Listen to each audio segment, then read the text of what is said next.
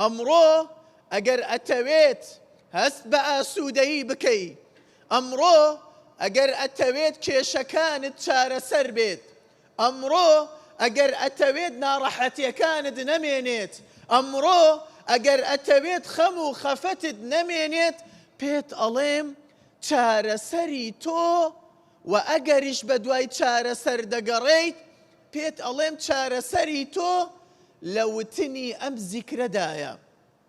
و ئەم زیکرەش کە باسی دەکەم بریتیە لە چەند وشەیەکی پیرۆز کە پێی دەوترێت الحەوقەلە، وتنی لا حول ولا قوة إلا بالله. بوتنی لا حول ولا قوة إلا بالله کێشەکانت چارەسەر دەبێت. بوتنی لا حول ولا قوة إلا بالله تاوانەکانت دەسڕێتەوە. بوتنی لا حول ولا قوة إلا بالله نزاکانت دوعاکانت قبول دەبێت. بوتنی لا حول ولا قوة إلا بالله بەر لێ خۆشبوونی خوای پەروەردگار دەکەویت. بوتنی لا حول ولا قوة إلا بالله ناڕەحەتیەکانت نامێنێت. بوتنی لا حول ولا قوة إلا بالله دارێکت بۆ دەچێنرێت لە ناو بەهەشتا.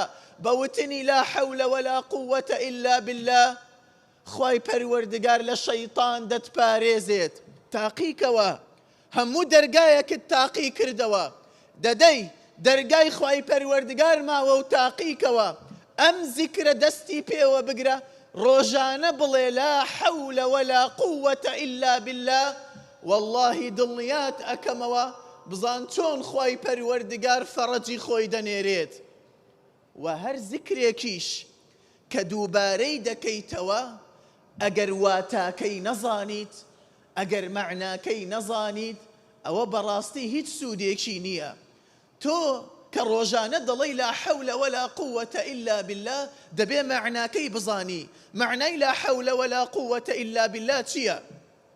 ئیمامی نەوەوی دەفەرمێت واتای لا حول ولا قوة إلا بالله أي لا حول في دفع الشر ولا قوة في تحصيل الخير إلا بالله. هیچ توانایەک نییە بۆ ڕەتکردنەوەی هەموو خراپەیەک و هیچ توانایەک نییە بۆ بەدەستهێنانی هەموو خێرێک بەبێ یارمەتی خودا.